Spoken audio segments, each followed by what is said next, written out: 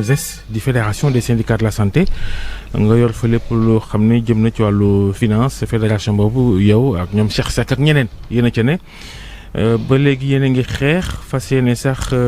yëngalaat bërëbu fajukaay yi lànk bañ a liggéey ndax seen ñàkk d'accord ak li ngeen seq gouvernement bi ci waxtaan ci seen i tawat te ba léegi ngeen ni saafarawul bala ñoo sori tawat yi lumu ci pàttali. jërëjëf Babacar donc di la nuyu di nuyu mbokku téléspectateurs yi nga xamante ni ak auditeurs yi ñuy déglu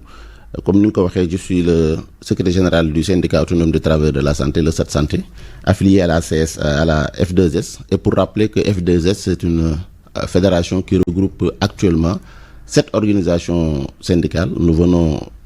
am adhésion travailleurs civils hôpital principal et pour rappeler que pour la première fois que travailleurs yi di intégrer fédération bay mener une grève de 72 heures pour war rek ni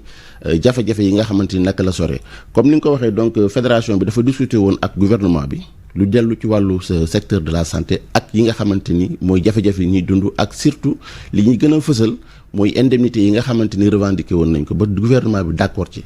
mais sunu surprise dafa rëy bis bi ñu demee ba gis ni commencé nañ ko appliquer et ci biir application bi ñu indi ci xàjj ak seen et dañ ni loolu mooy malheuru secteur bi malheureusement boo ñëwee kër docteur xàjj ak seen bi dafa metti te dafa gën a yàq liggéeykat bi dafa gën a yàq ni ñuy liggéeyee parce que mënoo wax ni ñëpp a ngi xëy di liggéey kër docteur nga ni damay joxe ndàmpaay ñii laa koy jox ña si des du ma leen ko jox kon ça veut dire que ña si des joxoo leen importance c'est pas bien parce que équipe la famille la donc loolu mooy li nga xamante ni loolu lañ seetlu te loolu lañ wax ni dañ ko ñaawlu ba tax na heureusement njortoon nañ ko ba nga xamante ni bi ñu signé accord yi fédération bi dafa ni jël na acte mais mënagul lever mot d'ordre mais dina ko suspendre ba weer bi dee bu ñu ko suspendre ba weer bi dee ñu xam gis li ñu réalisé ñu xam ndax d'accord nañ ci li ñu def wala d'accord nañ ci may malheureusement on a vu que ni lañ xaatim ak li ñu réalisé du benn moo tax ñu déclenché waat mouvement de grève bi génn ci 72 heures yi nga xamante ni évalué nañ ko àjjuma bi passé wax ni peut-être dañ koy continuer te jàpp nañu ni bu nekkee état mesuré na gravité situation bi xëy na dinañu woo ñu toog ci table pour trouver solution nu mu gën a gaawee. mais bi ngeen di signé accord yooyu est-ce que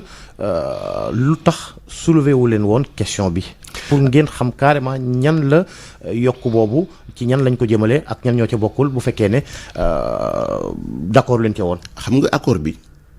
li ñu signé bari mais li nga xamante rek mooy gën a indi jafe-jafe bi mooy ci indemnité de logement bi. ndax indemnité de logement bi ñun dañu wax ni képp kuy liggéey kër docteur am nga droit ci indemnité de logement bi ñu d'accord ci man na moo tax ñun bu ñu toogee gouvernement bi dinañ njort ni dafa am ko glissé loo xamante ni ci biir bokkul ak liñ négocié woon parce que bi ñu ko jëlee ci premier point bi dafa wax ni logement yi ñu ngi koy jox ñi nga xamante ni ci cadre santé ak action sociale kese lañ bokk léegi su ko defee nag ñi nga xamante ni ñooy techniciens yi war a appliquer mesure bi foofu rek la ñuy sukkandiku alors que ñun bi ñuy négocier dañoo négocier pour tous les travailleurs du secteur de la santé te jàpp nañ li ci gën a yomb te foofu la ñuy invité gouvernement bi mooy képp ku am indemnité de risque képp kuy fayeeku prime de risque ci secteur de la santé rek lay am donc jàpp nañ ni képp kuy fayeeku prime de risque war nga fayeeku indemnité de logement mais bi ñu ñëwee ci terrain bi on s'est rendu compte que indemnité de logement boobu ñuy sol blouse kese lañ ko jox mooy ñi nekk santé ak action sociale te bu boobaa nooy def chauffeur ambulancier bi nooy def brancardier bi nooy def administratif bi nga xamante ni mooy régler sa problème mu marché yi tax ngay am matériel booy liggéey dañ ni loolu jaaduwul te loolu jàpp nañ ni li ko def mooy dañ ko glisser te loolu mun na emporter ku nekk. mais nayuf leen comment ça fait-il que ñu mën a glisser dara c'est ce que je vous dis mën na emporter ku nekk parce que quand on dit que l'indemnité de logement est octroyée aux agents du cadre de la santé et de l'action sociale maintenant si on se limite aux agents du cadre nous avons dit que par la compréhension des uns et des autres que c'est dans le cadre du système sanitaire. Mais boo ñëwee ci deuxième point bi ils ont dit que l'indemnité de risque est allouée à tous les agents de la santé publique foofu la ñu waroon indi l'indemnité de logement donc je dis que indemnité de logement bi on doit généraliser ça à tout le monde loolu mooy bi ci gën a am solo benn bi nga xamante ni dañ koy rattraper mooy on a payé pour le moment les fonctionnaires en laissant en rade les contractuels des hôpitaux et gis nga luy bu ñu ci réglé wul problème mu motivation yu njëkkee moom la ñuy wax NEPAD. contractuel kay nag du fonctionnaire. non attends c'est ça vous avez posé une très bonne question. et loolu le ministre de la fonction publique là effectivement dit xam nga Babacar dafa am ñaari liggéeykat kii liggéey ci fonction publique ak kii liggéey ci privé ci biir fonction publique nag am na ay fonctionnaires am na ay contractuels am na agent collectivité locale ñooñu ñooy def le service public et le service public ça c'est la responsabilité de l'État et le ministre a été très clair et nous sommes d'accord avec lui il a dit que l'État paye ses fonctionnaires les établissements publics seront accompagnés par l'État pour payer les contractuels maintenant les collectivités locales seront payées par le ministère des collectivités locales, parce qu'il est dit dans le code des collectivités locales à son article 9 que lépp lu fonctionnaire yu am fonctionnaire collectivité locale dañ ko war a am d'accord nañ ci. Et donc loolu dañ ni état et même le ministre des finances sur la table autour de la table il avait pris engagement devant le ministre de la santé. Il a même annoncé un montant pour dire que c'est ce montant-là qui sera alloué aux établissements publics pour accompagner les entreprises, les EPS, pour régulariser. Parce que beaucoup de fois, malade bi tëdd di faju xamul ndax ki ko téem fonctionnaire la wala contractuel la. Alors que boo ñëwee dans nos structures tout ce personnel-là ma ngi fay liggéey et le principe de travail égal salaire égal looloo tax état war a accompagner nous mais nous sommes d'accord que du fonction publique mooy génnee xaalis fay directement contractuel bi mais dafay génnee xaalis appuyer kii liggéey loo contractuel parce que contractuel bi service public lay def. Est-ce que loolu posé wul problème mu fonction publique locale wa nga xamante ne yàgg ngeen koy xeex. Non je ne pense pas parce que ci fonction publique locale leer na am na article bu wax ci biir fonction publique locale que lépp lu fonctionnaire yi am fonction publique locale daf koy appliquer kon loolu mu ngi ci biir code bi donc ça ne pose pas de problème c'est l'application bi nga xamante ni moo amul tax gis nga il faut que ñu teey ci mbir mi parce que boo xoolee fonctionnaires yi ñu ngi tourner autour de 8000 9000 alors que pour le reste boo jëlee contractuels et collectivités locales yi dépassé nañ 25000. kon ça veut dire que bu ñu banquee seen loxo mais secteur public day taxaw et donc je pense que foofu la ñu bëgg a inviter état pour ñu bañ a def xàjj ak seen ndax xàjj ak seen boobu du dem même ci seen boîte bi am ngeen ci ñoo xamante ni ñii ay techniciens lañu ñii ay journalistes yi la ñii nangam mais bu nekkee da nga ni damay régler problème groupe bi nga ni journaliste bi rek laay gérer mais technicien bu banquee baaraamam kuy dégg journaliste bi. nga di technicien bi rek laay gérer bu journaliste bi deful liggéeyam kan moo koy dégg donc je pense que il faut que état comprendre que ni noonu la ñuy gérer njaboot. te nga bañ a yëngal fii itam. non je dis c'est un exemple qui est là boo xamante ni exemple boo xamante ni peut-être noonu laa ko mën a waxee xëy na su ma nekkoon ci beneen boîte exemple boobu laay joxe mais li ma bëgg a wax foofu rek mooy boo ñëwee ci famille jàppal ni kenn ku nekk dafa am spécificité léegi nag foofu nga koy fekk jox ko ndàmpaayam la preuve quand on donné la prime de risque joxuñ ko médecin joxuñ ko infirmier képp kuy liggéey kër docteur lañ ko jox parce que dañ ni ki amee feebar bi wàlle mën na bañ a yegsi ci médecin bi wàllu ko gardien bi wàllu ko caissier bi foofu lañ noonu la ñuy raisonner moo tax mënoo jàpp ni prime de logement dama koy jox ñii kese bàyyi ñële et loolu buñ ko loolu moom na leer ñun loolu la ñuy signé ak état te état loolu la comprendre maintenant bu nekkee dañu am ñu jaar ci suuf et je pense que ni on est en train de mener notre enquête pour xam ki nekk derrière ça ak ñan la ci àndal et loolu bu boobaa dinañ ko donné so mais koo leen jàpp ne mooma parce que déjà am na ñu ngeen singali. waaw am na ñu singalee mais xam nga aussi wax ko noonu rek te fekk na téewoo firnde gi dañuy bëgg ba téye firnde mais li wóor ba wóor mooy am na loxo bu nekk ci ginnaaw ndax bi ñuy toog ministre ministre bi jiite woon waxtaan bi muy finance Abdoulaye Daouda Diallo am na kum désigné ci salle ba ñëpp xam ko muy dem leen ngeen corriger ñëwaat et loolu aussi jar na leeral bi ñu ñëwee pour finaliser dañoo ñëw rek ñu balancer ñu benn document boo xamante ni joxuñ ko kenn pour ñu waxtaane ko xëy na bu ñu ko joxoon ñu waxtaane ko mën nañ ni kat lii ak lii mais dañoo balancer te foofu li jar a rappeler mooy syndicat yëpp lañ boole woon autour d'une table am na ci yenn syndicat yoo xamante ni bi ñu ñëwee di wax ni point bi dañoo tëb door ci table yi ñun lii indiwuñu fi signature moo ñu fi indi ñu ne d'accord bu nekkee signature moo ñu andi signature bi dinañu dabaat parce que boo yaakamtee ba signé loo xamante ni matul di nga toogaat ci table ji pour signé waat te loolu mënoon nañ ci bañ a yegg. léegi da ngeen ne tollanti banque loxo gi kañ ngeen ko fas yéene. waaw tollanti bi moom je pense que ça sera fait ndax bi ñu defee évaluation vendredi jàpp nañ ni mercredi bii di ñëw incha allah dinañ def assemblée générale au niveau de l'hôpital de Pikine te ci semaine boobu à partir du 13 bi ba semaine bi jeex dinañ def ay AG sectoriel bu ñu paree ci AG sectoriel la dinañ déclenché waat beneen 72 heures à partir du 22 su ko defee boobu ñu yaakaaruñu ñaanuñu yàlla yegg fa mais je pense que bu denkee état dafa continuer di def sourde oreille comme ça foofu la ñuy yegg te malheureusement loolu c'est pas bien pour ñun ni pour les populations. léegi yéen daal xaalis rek mu leen mën a yëngal wopp gi l'hôpital yi wopp ci réew mi moom du leen tax a yëngu ak nit ñi ñëw di faj itam jafe-jafe yi ñu jànkoonteel ak manqué ci l'hôpital yi loolu moom du ngeen ci xar seen tànk tubéy daal. malheureusement jot bi mayewu ko pour ñu mën la liiral suñu plateforme revendicative mais boo gisee plateforme revendicative bi fédération bi posé 4e point bi mooy point indemnitaire bi mooy les incidences yi nga xamante ni ci xaalis la jëm njëkk nañu wax ci problème mu fay bi ñu war a fay boru EPS yi parce que gis nga li nit ñi comprendre ci établissement public de santé yi mooy état dafa leen bàyyee ñu amee seen autonomie bu ñu amee seen autonomie ñoom ñooy gérer seen i finances parce que am nañ conseil d'administration mais li nga xamante ni jar na leeral mooy état dafa indi ay politique de gratuité yooyu nag mooy mag ñi am 60 ans duñ fay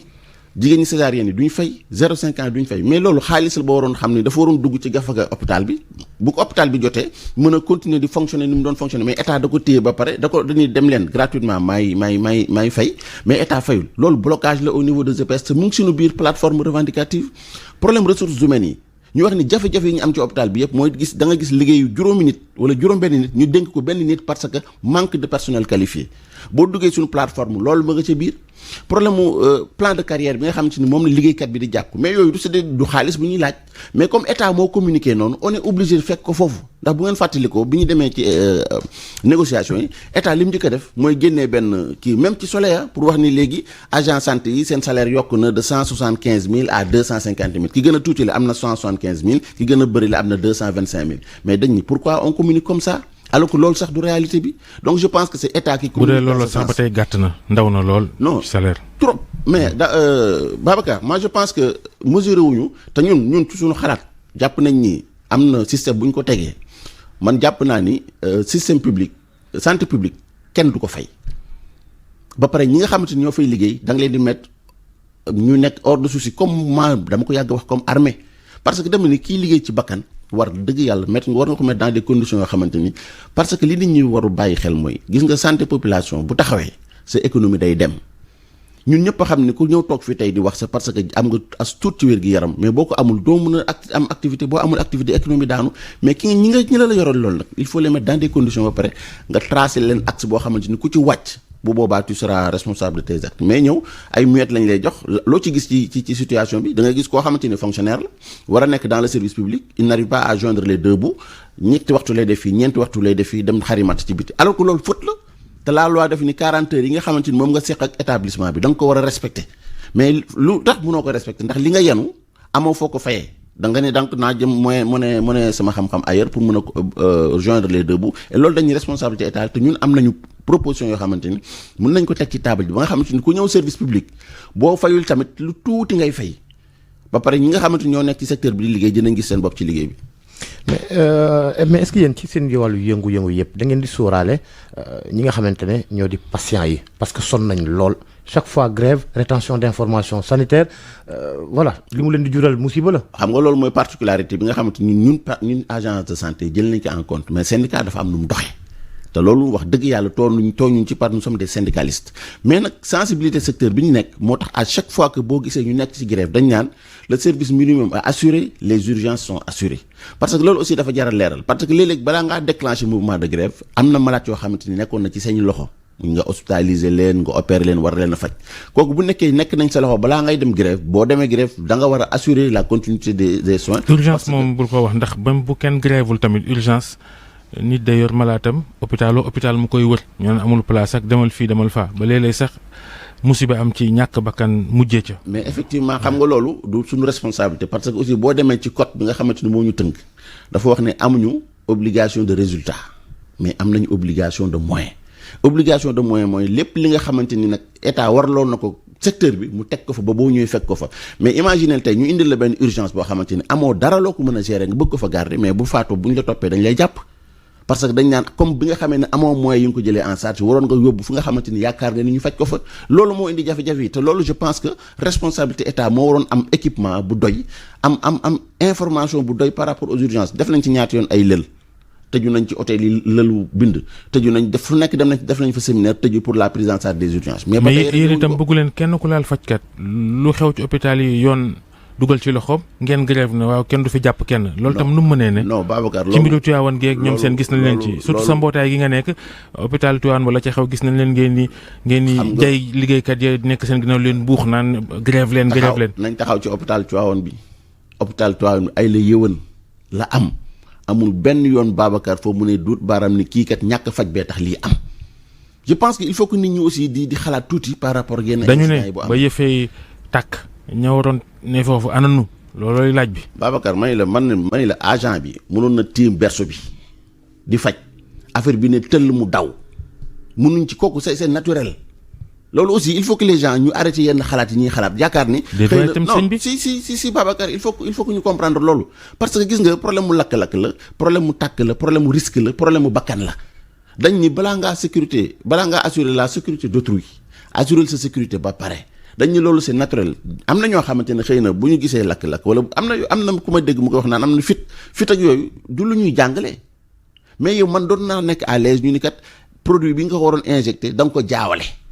nga injecté ko beneen produit ñuy firndeel ni kooku sa responsable dafay engagé à 100% ñuy le traitement bi nga waroon def defoo ko mais dañ ñi lakk te puis dafa am yoo xamante ni bu ko nit ñi xamul dañuy dem ak seeni xalaat xam nga da ngay dégg kooku naan bébé boo xamante ni ñu ngi ko tëral waroon nga mën a billaay dañ ko ñaawlu te dafa metti mais loolu nañ seet kan moo ko indi ndax aussi li ci sensibilité bi ci nekk mooy ay xale léegi bàyyi leen yoon enquête mais yoon di ci enquête ngeen di grève ne kenn du fi convoqué kenn du fi tëj kenn Babacar yoon buy enquête xam nañ ñi ña fa nekk kenn mënul rëcc kenn mënul daw dañ ni yoon na enquête ba xam kan moo am mais xëy jàpp ni tëj ci loo xamante ni wóor na li wóor yàlla ni sans responsable nekk à 100% y a problème après enquête la ñu tëj non ñu ngi enquête bu ñu ngi enquête pare guñu waaw def nañ enquête préliminaire mais enquête préliminaire yooyu ana lan moo ci arrêté jar mais da ngay bàyyi ba àtte boo àtte ni kii kat ndax gis nga risque bi ci nekk mooy dafa bari mooy ki nga jël ñaata nit la ñuy def enquête préliminaire denc leen mais ça dépend ci pour gën a xóotal enquête ça dépend ci circonstances yi mais ñi nga xamante ni yow wóor na ne kii seen payoor sax matagul ngay njort naan ñii war nañ mën a daw ak war nañ indi ay trouble à l'ordre public waaw yaa xëy xam nga kenn xalaatu ko ci secteur boobu mais boo jëlee nit ki tëj yow yaa ngi yor secteur boo xamante ni ay la yowoon matalogo personnel donc ci néonatologie boobu ñaari élément jël nañ ko fa denc te est-ce que indi nañ ñaari éléments yu ko complété donc bu doon fukk lañu léegi juróom-ñett ñoo fa nekk di liggéey donc je dis que am na yéen yoo xamante ni nañu ànd ak suñu xel te ñu dal bu ñu dalee yu bëri war nañ ko mën a régler mais état du loo xamante ni dañ koy gaaw a emporter ci yenn position yi ndax population bi wax nañu nit ñi wax nañu nga bëgg a jël yoo xamante ni ëllëg ak si biir mën na la rattraper la preuve le problème de Louga mu ngi ni bi ñu arrêté bi ñu demee jugement qu'est-ce qu'ils ont retenu sursis lañ leen defal vous avez vu donc je pense que ni mënoon nañ leen bàyyi ñu continuer seen activité raison de plus ngeen bàyyi yoon def liggéeyam nous sommes d'accord au lieu ngeen di leen di naan nous sommes d'accord diw deful dara waxuñu dekki diw deful dara de dañ ni tëj bi lañ wax ni moom la ñu ñaawlu mën nañ leen bàyyi ñu continuer seen i activité ba pare ñu continuer di mener ay enquête parce que ñu ngi mener enquête faneen te taxul ñu tëj leen ka defar installation li ngay wax ni taxawul de si mais yéen kenn du yéen gis nañ sax fan yi yéen kaay bind ko fóotkat bu nekk ci l'hôpital ndekete bu ñibbee këram moom gannaaw mi ngi liggéey ci hôpital même day fóot sax waaye bu ñibbee këram day pikiraate que fajaate loolu problème yooyu bëri na da ngay gis koo xam ni du gynécologue mbaa du radiologue nekk ci l'hôpital bi di def man daal bari na Babacar te loolu je pense que comme ni ma ko waxee léegi solution yaa ngi fi man dama xamul lan moo téye état ba appliqué wu ko dañ ni ñun am na lu ñuy wax code des couleurs ak code professionnel boo xamante ni état mais qu'est-ce qui empêche ñëppay sol blouse bu weex moom laa lay expliquer Babacar dama ni lan moo wut te profession bu nekk dafa am blouse am lu tax ñu bëgg a seetaan ku nekk ñëw def lu la neex dans le secteur mais du ñun ñooy gendarme du ñun ñoo leen di topp déedéet ñun mën nañu ci secteur bi ñu nekk di liggéey ku nekk nga rappeler ko à l'ordre ne ko kat lii mais bu nekkee yow amoo politique boo xamante ni da ngay assurer nit ñi seen tenue nit ñi dañuy dem uti tenue yu leen neex blouse faaru mbaam bi moom génne leen ko faaru mbaam bi moom doxul non dama lay expliquer da ngay gis koo xamante ni da nga ko war a jox blouse joxoo ko blouse day dem génnee xaalisam jëndi blouse te encore bu population bi xamul ban code la nit ki war a sol ban blouse la nit ki war a sol bu ñëwee jàkkaarloog moom danaan ko docteur kooku mënoo ci dara képp kuy liggéey hôpital boo génnee dañ naan do docteur parce que ñëw nañ fekk la ngay liggéey nga sol blouse docteur su ko defee kay xamu ci dara yow ki nga liggéeyal jàpp ni kii docteur la docteur bu yàggee nga génn sa kër daje koo xamante ni muy la docteur nga ni jàng naa piqûre mën naa acca bonjour les dégâts. moo tax piqûre yu rate yi bëri te musiba lay jural am na ñu bëri ñu mu lor ci àdduna jamono ji mais jërëjëf Arona Diop syndicaliste jiite Sat Santé bokk ci F2S noonu la mbootaayu syndicat boo xam ni fi mu ne nii yéen a ngi jàmmarloo gouvernement bi te boo saa gantul ngeen grévaat jërëjëf Georges ñu ngi ziar soxna naata mbokk yi jëngeen jëf ñu yendoo ak jàmm. merci beaucoup Babacar Fall Georges Déthié Diop ak équipe bu RFM matin yëpp di leen ziar di leen ñaanal kenn dalub jàmm